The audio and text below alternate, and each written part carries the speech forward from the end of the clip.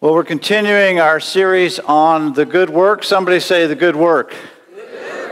Well, the true story out of New York City, there was a woman who had a simple street vendor pretzel stand, and she put a sign up, pretzels 50 cents, and business was sort of slow. And there was a businessman who walked out of his office every day, and he noticed there was no one buying pretzels, so he walked up to the woman one day and just put 50 cents down on the counter, didn't even take a pretzel, and just walked off.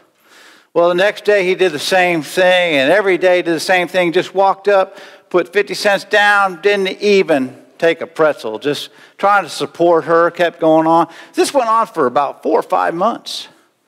And finally, one day, he put the 50 cents down and starts walking off, and the woman behind the counter, she runs out in the street and says, "Sir, sir, sir." And he says, I know. You're wondering why I always give you 50 cents and never take a pretzel. She said, no, sir. I just want to tell you pretzels are now 75 cents. That's what happens. Complete this sentence with me. You know it. No good deed goes... no good deed goes unchallenged. Show of hands, how many of you try to do something positive and you've gotten opposition in your life once or twice? Anyone here? Yeah. Kind and punishment often go together. So we're in this series called The Good Work, and the subtitle of this message is Standing Strong in the Face of Opposition. And here's what I hope you'll understand. Anytime that God leads you and prompts you to do something meaningful, to make a difference, something that's generous, something that was lasting, something that's eternal, that benefits someone, that's going to be, huge. Anytime that God leads you to do that, you are going to encounter, and you should expect, opposition. You can count on spiritual resistance showing up. If you look at stories in the Bible, you see this. Adam and Eve are serving God, and along comes a little serpent, right, to oppose them. Moses called to do God's will, and he had Pharaoh that opposed him, right? David had Goliath. Daniel had the lion. Jacob had Esau. Jonah had the whale. Batman had Joker. Jesus had Herod and the Pharisees, Jewish leaders, Judas, the devil, demons, all the haters. It went on and on. We're looking at the book of Nehemiah. Now, Nehemiah is in the Old Testament, and he dealt with 2 enemies called Sanballat and Tobiah, and others who opposed his work. Now, perhaps you're just joining us this week, and you missed last week's introduction to this series, so let me just give you a recap so you can stay with us here. Nehemiah was an ordinary guy who happened to be the cupbearer for the king of Persia. He's living comfortably. The cupbearer was the guy who tasted the king's food and drinks, and if it was poisoned, then you had a really bad day, okay? But you were protecting the king. So he's trusted, but he's living 1,000 miles away from his people. And he heard about his people who are in a horrible situation, the Israelites, because their city had been demolished. The walls are in ruins, the gates are down, and it had been destroyed by the Babylonians. Solomon's temple had been burned to the ground. So he begins to have a breaking heart for his own people. And so he goes to the king and he says, "Hey, my heart is broken. Can I go back and help rebuild my people's city?" And the king says, yes. And it's a fascinating story. And he's just an ordinary guy who has this extraordinary calling. And he believed that God could do through him something he'd never done before. You can read about this in the book of Nehemiah. But when he went back, so the king says yes. And he goes back to his city. But when he began to rebuild, he didn't start with the walls. He actually began rebuilding the gates of the city before the walls. And you can read about this, and when you read about it, it's fascinating because they have all these names for the gates. They got the sheep gate, the fish gate, the valley gate, the horse gate, the water gate, the dung gate. I'm not making this up. These are in your Bible. The water gate and the dung gate. I want to live by the fish gate, not the dung gate. Anyone else with me? Where do you live? Over by the dung gate. Oh, great. What's crazy is if you read the story, is as he's going around in this city that's in ruins, he's inspiring people ordinary people to come and do this work, this manual physical labor. In other words, you all know this. I'm a pastor. I have soft hands. I went to school so I could work in an air-conditioned office in a computer. I don't have calluses on my hands. If you shake Jim Albert's hands, they're rough, they're calloused. He's a contractor. He works. I type. But he gets people like me to start rebuilding the city walls. He's working with goldsmiths and merchants and perfume makers. How you get a perfume maker to build a gate is beyond me. Think about this. You go into Dillard's today. Hey, I know you're selling perfume, but would you mind come rebuilding a little construction project with me? But he does. And he starts making progress. And for the first time, the gates come up. And the walls are being rebuilt. And the people are like, hey, you know what? We think we might be able to pull this off. But what do we know? Whenever work goes down, opposition's going to show up. The moment you start doing something that glorifies God, you can set your calendar that opposition is going to show up. You ever tried to better yourself? You ever gone on a diet and had people do this to you? Yeah, right, this will last a day. Just me? Okay, thanks. I'm going to quit drinking. Yeah, right. I'm not going to smoke weed anymore. Yeah, right. I'm going to be faithful in my marriage. Yeah, right.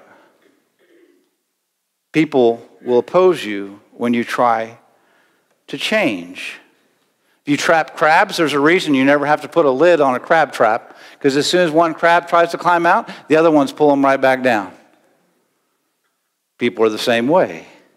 We see this in verse 1.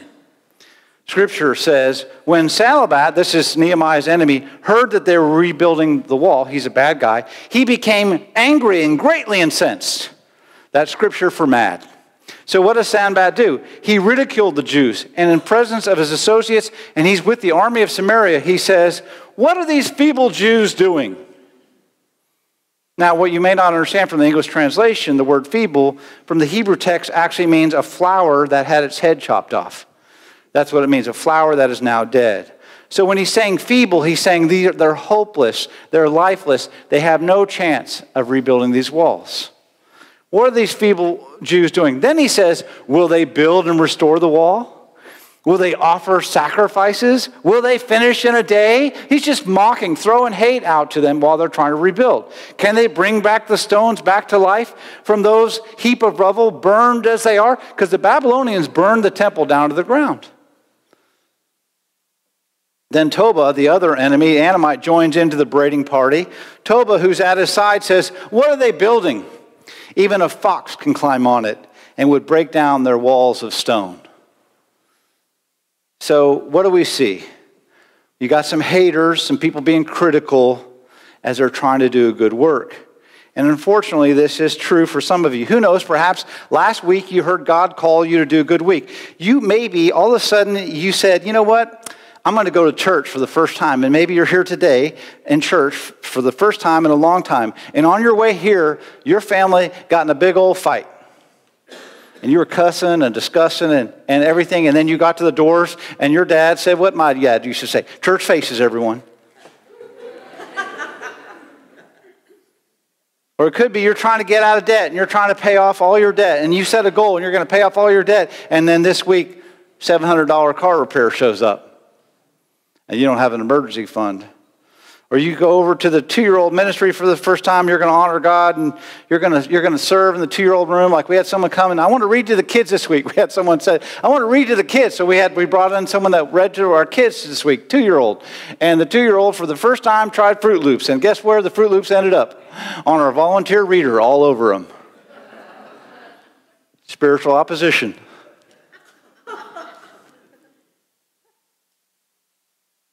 So if you say to someone, hey, I believe God's calling me to do this, sometimes people say, who do you think you are? Well, that's stupid. You don't have what it takes. And someone you love even shoots down your idea. Criticism. The general manager is fascinating. If you look at the story of Shaquille O'Neal, I actually played against Shaquille O'Neal in high school. Did not go well. He dunked all over me. I'm 5'11". He was 7 foot tall and 280 in high school. Odds are he's going to win the game. They won. We didn't. But I like Shaquille. He's actually a very nice guy. And when he played with the Orlando Magic basketball team, the manager got mad at him because he wanted to go play for the Lakers.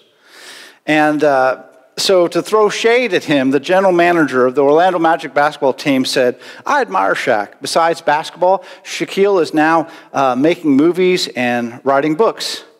And then he said this, the books are the kind that once you put them down, you simply can't pick them back up again.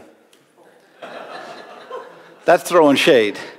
That's the art of put downs, right? And criticism, when we take it and we own it, can defeat us from doing God's work. There was a rabbi who had a very vocal opponent in his board of directors on his synagogue. And this opponent was always ridiculing the rabbi, always berating his ideas, always going after him. And so the rabbi said to him one day, he said, if I had 3 of you, I'd be happy. And the critic said, what do you mean? I'm always critical of you. I don't even like you. I don't even want you in our synagogue anymore. What do you mean if you had 3 of me, you'd be happy?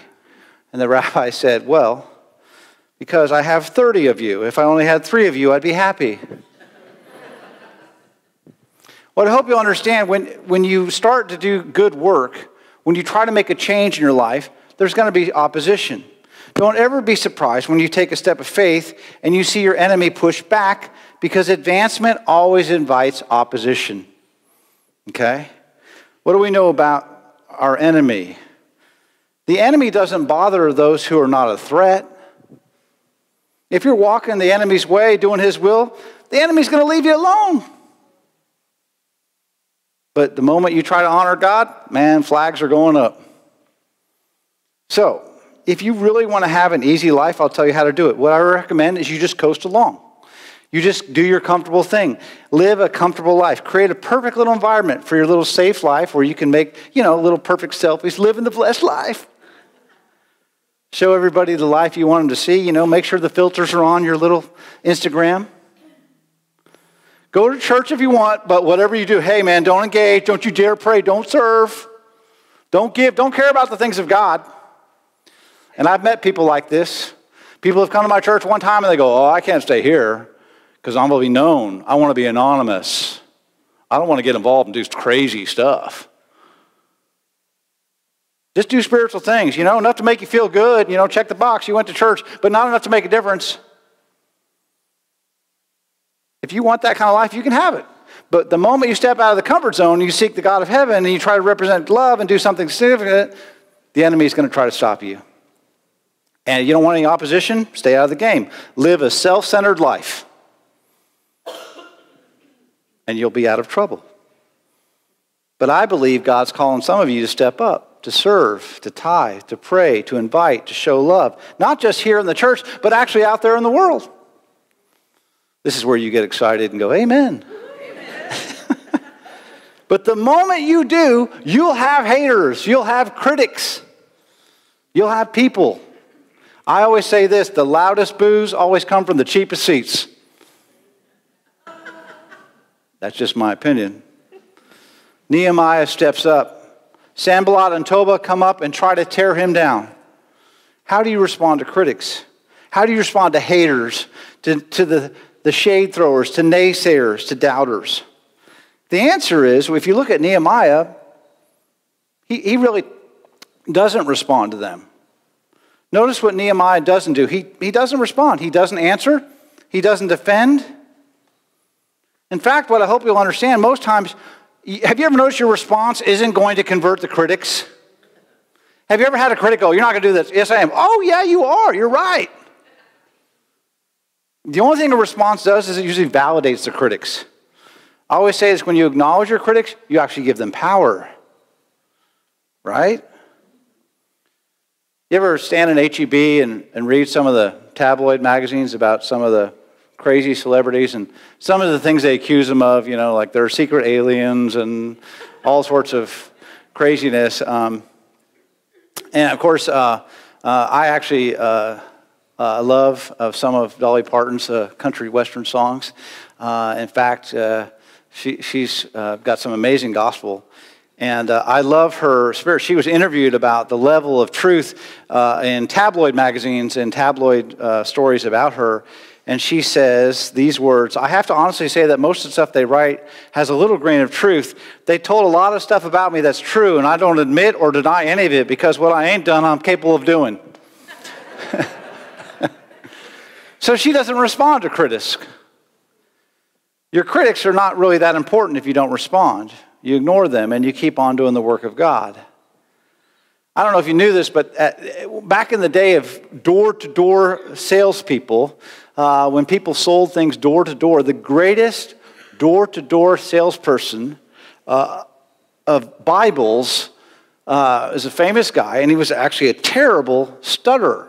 He stuttered horribly to the point where you lost track of what he was saying because you just got lost. But he actually used that disadvantage to an advantage, because he said, "I'm not going to be broke. I'm not going to be homeless. I'm going to be the greatest door salesman of the Bible ever." So after making a presentation with a lot of stuttering, he would close with these words: "Do you want to buy the Bible now, or do you want me to read it to you?" Sales went way up.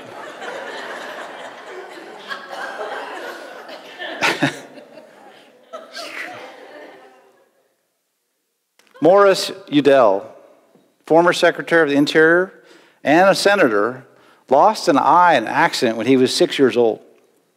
And of course, children are critical, and they bullied him and they teased him. And at first he internalized it, but then he said, "You know what? What if I make fun of myself when kids make fun of me?" And he did, and it totally diffused his critics. And he kind of got a weird sense of humor about his personality. It's sort of like Columbo. Remember Columbo? Remember Mr. One More Thing? Remember he had the glass eye? You remember Columbo? Columbo was famous. He had that in high school. He was playing basketball one time, and the referee called a foul that he totally disagreed with. He took his eye out, glass eye, and handed it to the ref and said, "Here, you need this more than I do." Now, that's the kind of personality you got to have, you know? Anyway, sorry, that's a side story, but Martin Udell, he began to say, "How can I use what seems like a disadvantage to my advantage?" So he worked harder than all the other kids in school. He became the editor of the yearbook. He became the quarterback of the football team. He led the basketball team in scoring. He had his own dance band. He even wrote a political column for the weekly newspaper. He later rose to national prominence. And he says it all started because people were critical of him because he lost an eye. So how do you respond? In fact, how many times have you heard maybe even our church or me criticized for being a church that welcomes all people? I've heard that. Don't raise your hand and say, "Yeah, we've heard it a lot. I don't want to see that." But how often do you see me defending? I don't defend. I just say we welcome everyone that welcomes everyone. And if you can't, there's plenty of other churches that don't. My goal is not to change critics. My goal is to do the will of God. How do you respond to critics? In real practical terms, this is sort of the practical application. How do you respond to criticism in your life? First, the best way to avoid critics is to avoid doing anything significant. Clearly, that's not you. But practically speaking, the step one is don't respond to any sort of critical comment, email, phone call, text, even a verbal comment for 24 hours. Because I have found when someone gives me a critical comment or something that's intended to be hurtful, like an email or a phone call or a biting comment, I have found that something happens in me. My blood pressure goes up, I get a little angry, I'm a little bit insulted, and my first reaction is to what? It is to lash back. And when that happens, my anger usually derails my brain. Anyone else? Yeah. In 12-step program, they would say that anger is the wind that blows out the candle of the mind.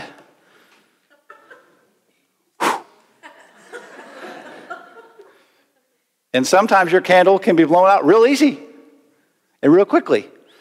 So I've learned that almost nothing good happens when I respond in anger. How many times have you said, man, I'm so glad I responded with complete and utmost rage? It went so great after that. My wife said this, and I just yelled right back at her, and boy, now we're honeymooning all over again.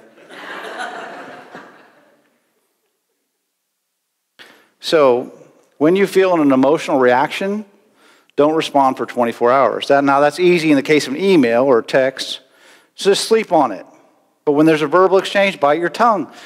Don't say anything. Don't respond. After 24 hours, usually something amazing happens. You get your brain back. And then you can respond. You've slept on it. You've prayed about it. Maybe even talked to a wise friend about it. And you say, I'm going to respond with grace and integrity. So you've gained so much. It's also, as we know, it's much easier in life to be critical than it is to be correct. Very true. So there was a math teacher, the class I feared growing up.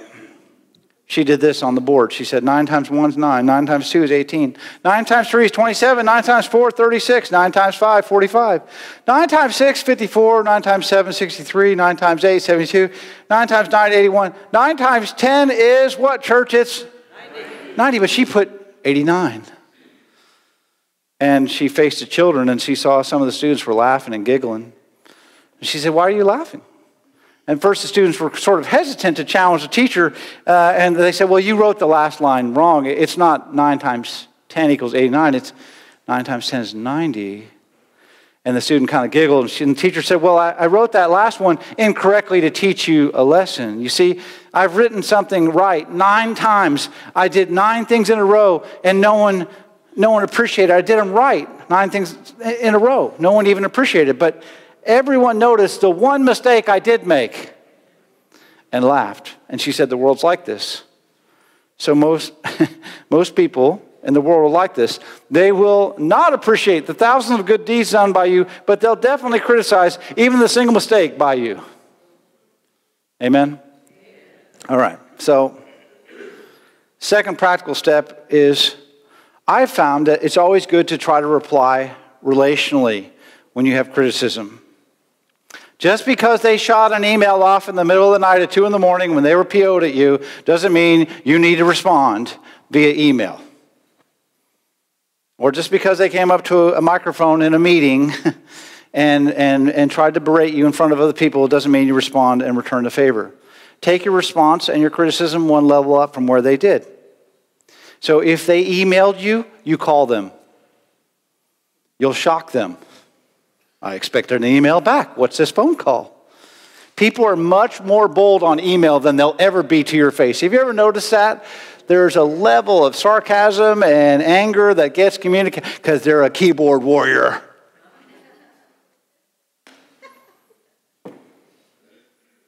When I get emails like that, I'm like, oh, the keyboard warrior. So I call them. Hey, I wanted to talk about that. Oh, can we just email? If they diffuse you or try to ruin you in front of people, take them out for coffee. Go out for lunch. It will take the air out of the balloon. And the third practical step is just discard the crud. Recognize that people come to you with, they've got other baggage. They've got other things they're dealing with. They're upset with their daughter. Their finances aren't good. Their marriage isn't good. And they've got a lot of anger, and they're dumping all that on you. And a lot of it is just 95% has nothing to do with you. They just have their own issues. And you maybe get an unfair shot, right? So, fourth practical step, keep focused on the will of God. What does God want me to do in this situation? We're going to stay above what they say, what they say, what they say. The they committee in church is the most powerful committee around. What will they think, Pastor? Who's they? I don't know.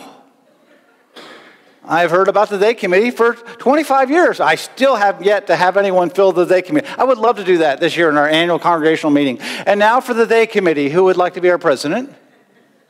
Anyone? So you're going to feel called to do something. Maybe you're called to foster children. And someone's going to say, you can't even handle the kids you have. Or you're going to start a Bible study. And someone says, do you know where Leviticus is? No. Do you know how to spell Nehemiah? No. But you can still do it. Whatever it is, you're too old, you're too young, you're too uneducated, you're too overeducated, you can do this. You step up and people will say you can't do this. When you step up, opposition steps in. And this is why it's really important in any form of leadership, any form of anything you're trying to do, especially ministry, don't be too moved by praise or too moved by criticism. I don't get too excited on any given Sunday, whether it's full or empty. Because I know I have an equal opportunity of offending you equally next week if I don't do it this week. I'm not going to be moved by praise or criticism. I'm not going to let praise get in my head, and I'm not going to let criticism get in my heart. Because I'm going to try to be moved by what God thinks. Here's what Nehemiah knows. He doesn't answer to his critics. Nehemiah says, I answer to God. So instead of engaging on a lower level, he doesn't, when Tobat and these guys hurl insults at him, you'll see what he does in the story is he doesn't respond to them. He just goes to God in prayer. And this is what he says. Hear us, O God, for we are despised.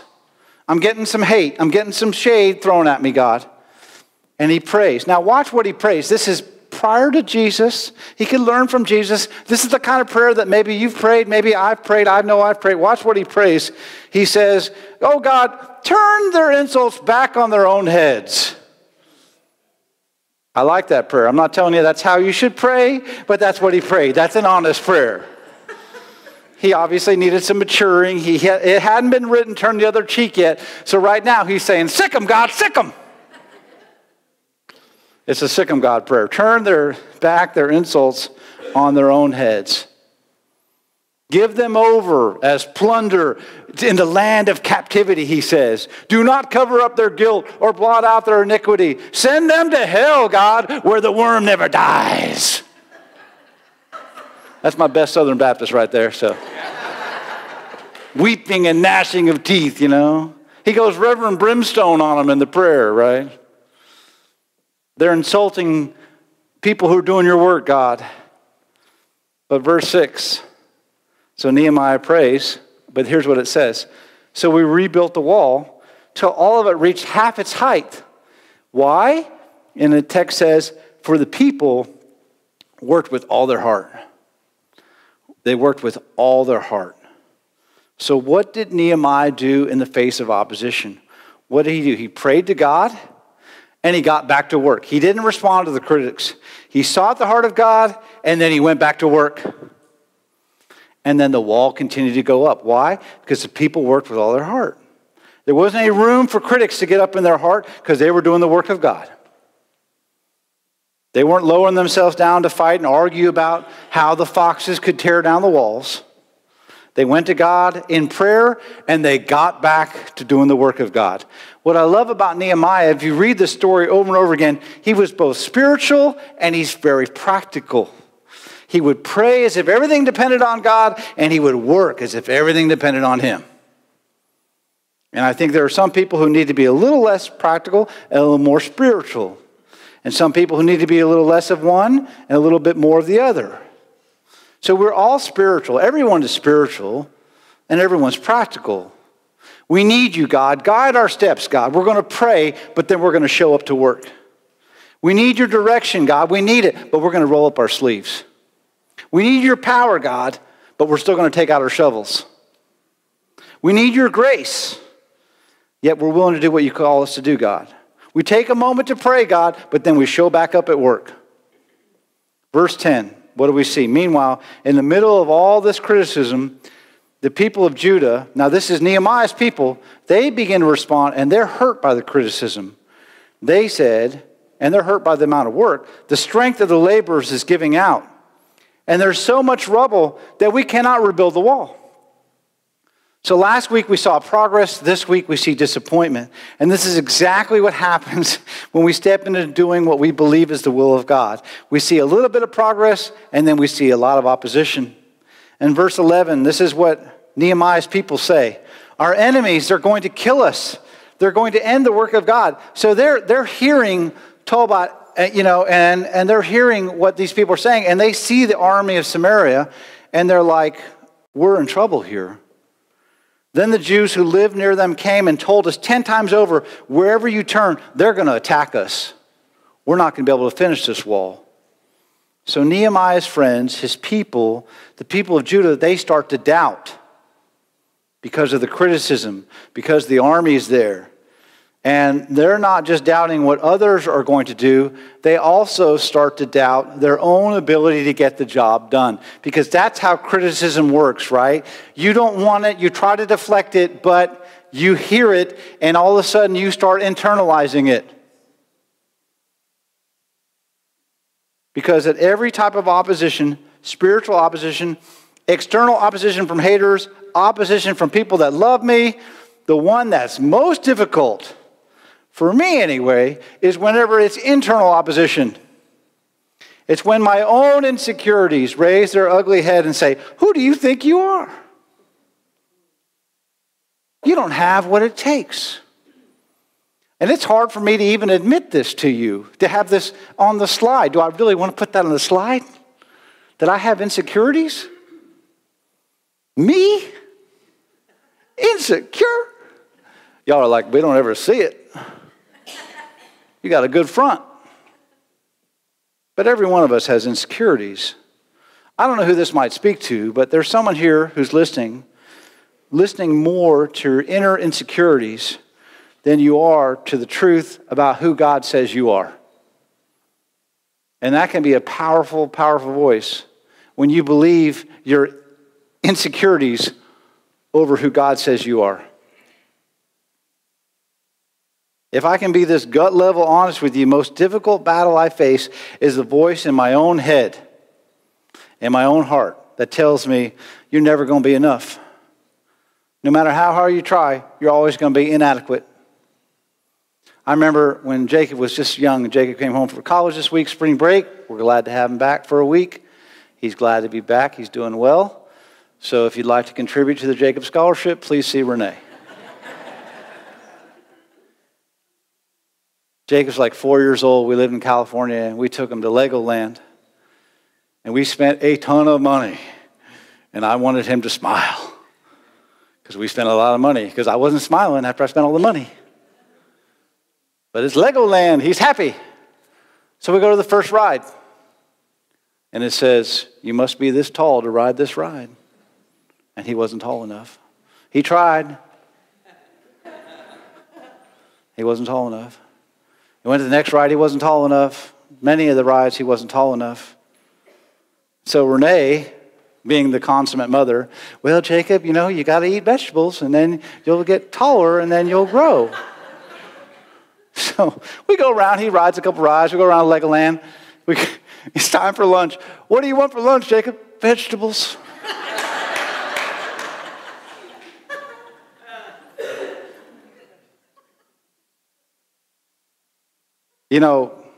There's a lot of those signs.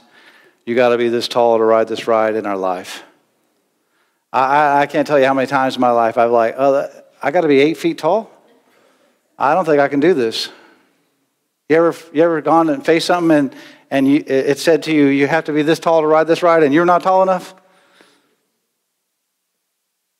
And that voice in your head that says, you're not tall enough, you can't ride this ride, you can't do this, it haunts your soul. You can never get it done. You're never going to be good enough. You're never going to measure up. Go ahead, measure yourself. And here's what I learned. The external opposition will only be as loud as my internal insecurities allowed them to be. I'm going to say that again. The external opposition, what they committee say, will only be as loud as my internal insecurities allow them to be. And that's why we rise above it. That's why we keep our eyes focused on Jesus, the author and perfecter of our faith. We don't look to the left or right or listen to what the lower people would say. We keep our hearts higher. And that's exactly what Nehemiah does. In verse 14, Nehemiah hears his people. They're discouraged. They're down. They're doubting themselves. They're doubting the wall's ability to hold up. They're giving up. They're giving out. We don't think it can be done. They're going to kill us. This army's going to kill us. We're going to wipe us out before we even get the gates put up. Nehemiah, he does a little sermon. He surveys the lay of the land. And this is what the text says. I stood up and I said to the nobles and officials and the rest of the people, don't be afraid of them.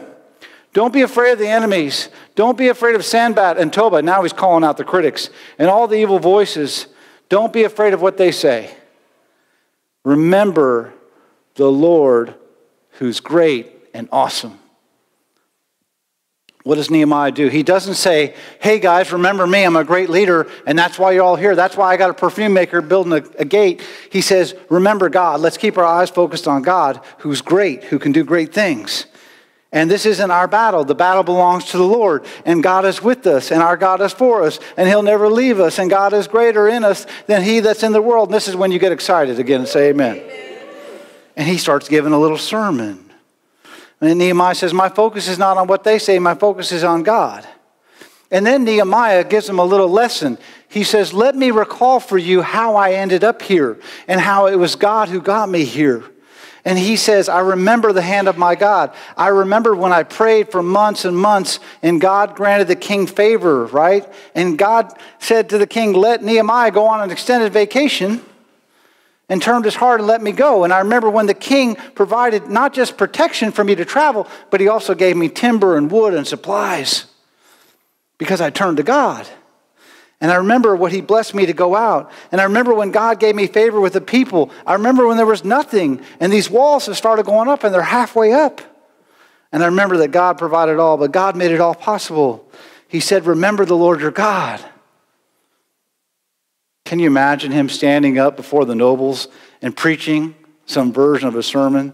Remember the goodness of your God. And he says, hey, remember when you were enslaved in Egypt and God parted the sea and you came through it and he drowned the Egyptians in it? And remember when we were hungry in the wilderness and we were wandering in the desert and God provided manna and you guys weren't happy with that because you wanted steak fajitas and so God sent quail and meat?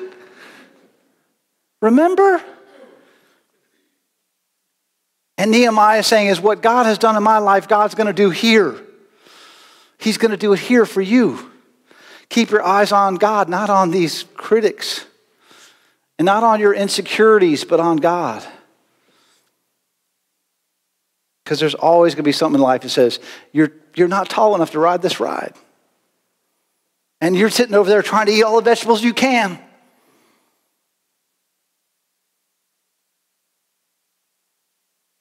What I do in my own life when I hear that voice, and I hear that voice that says, John, you're just not good enough. I remember being in college and being part of things that led to brokenness and shame and guilt in my own life. But as hard as I could, I couldn't pray because I didn't even know if I believed in God because I'd gone through all this philosophy and was atheistic and didn't even know. And I remember this girl named Angie giving me this little green New Testament, and it was a King James version, which is hard to read, all the these and thous and laws and what? But she pointed me to a verse in Ephesians 2:8 and said, John, you're not saved because what you do. It's by grace you're saved through faith. And I remember praying the most inappropriate, non-biblical prayer of salvation ever prayed in the history of the world because I was a 19-year-old kid and I didn't know what I was doing. But it was from the heart. And I remember being by that San Marcos River, and I remember I knelt down by the San Marcos River as one person, and I prayed, and I stood up as a different person. Because when you kneel down to God and pray and you mean it, you can stand up and be different. And I was different. And I got a call to ministry. And I remember a lot of miracles on the way in the call to ministry. One, that I was going to be a minister. Trust me, when I go back to my high school reunions, they're still like, come on, what are you doing, really? Selling insurance? Come on. You got cards made and everything, didn't you? You, a pastor? God can work through you? Yeah. And I remember praying that God would help open the door to help me be a minister, because when I graduated from Southwest Texas, my dad handed me a check for $1,000, which is generous. And he said, you're on your own, go get him, Tiger. And I had a degree in psychology and a minor in religious philosophy. And you know what that meant? I could work at Burger King. And because it was psychology, as I handed them their fries, I could say, tell me about your mother. That was my degree plan. So I applied and I said, God, whatever door you open up, I want to go in ministry. I feel called to ministry, but I don't have any money. And I applied to different colleges in Duke and Iliff in Colorado and SMU, $70,000 a year. I am a poor white kid surrounded by rich white people. And they said, presidential scholar, 4-year academic ride, we'll take you, John. And I said, huh? Are you sure? Me? I'm not tall enough to ride this ride. And they said, yes, you are. And then I prayed for my future wife. I said, please, God, make me have a beautiful wife that can put up with me. And you know me, Lord. You know how I am. And God sent me a cute woman, a cute one. It could have been an ugly wife, but it wasn't. It's a beautiful wife in Renee, who has encouraged me and breathed life into my ministry. And she didn't even tell me she could play piano or organ until almost a year and a half of dating, because that's how humble she is. I would have been like, y'all gather around, get the tip jar out. And God brought the right gifts and the right encouragement, and miracle after miracle. I could go on, I know, you know I could, but I won't. Of how God led me into ministry. So when I tell you that our God can, it's because I've seen our God do. And if he's done it before with me and somebody, he can do it again. If he's done it for me, he can do it for you. Remember who we're talking about. The God who raised Jesus from the dead can do anything in your life. So Nehemiah says, hey, stay focused on this God, not on these critics. The greater the opposition, the greater opportunity for God to fight for you. So when you got a bad report right now, you don't think there's any other way. The greater the opposition, the greater opportunity God can fight for you. The worse the report, the better the testimony. Remember the Lord your God. Nehemiah says in verse 14, don't be afraid of them. Remember the Lord who's great and awesome. Fight. Stand up. Fight for your daughters and your wives and your homes. Remember the Lord your God. Continue to fight. Remember the Lord your God and fight for your marriage. Remember the Lord your God and fight for your children. Keep on fighting for that one child that needs a family. Keep on fighting for victims that need healing and grace and hope. Keep fighting for the lost. Whenever you do something that matters, there's going to be a battle, of course. You'll face opposition. I tell myself all the time, if I'm not ready to face opposition for my obedience to God, I'm not ready to be used for God. So God, make me ready. Help me know your calling. Help me do what I know you've called me to do. I don't have to be chosen by people when I've been chosen by God. You don't have. I wasn't chosen by my class as most likely to become a pastor. Trust me. Trust me. What do you do when something in the world doesn't seem right? You sit down, you cry, you kneel down to pray, you stand up to act. And then with God directing your steps, what do? You seek God faithfully. You define the vision clearly. You make plans carefully. You inspire people passionately. And when your enemy shows up and tries to slow you down, you remember the Lord your God. And you fight for what God has called you to fight for. You don't give up. You don't grow weary in doing good. For at the proper time, you'll reap a harvest. You keep on building one stone at a time, one brick at a time, one moment of faithfulness after another, day after day, week after week, by the power of God, to the grace of his people, you can rebuild that wall.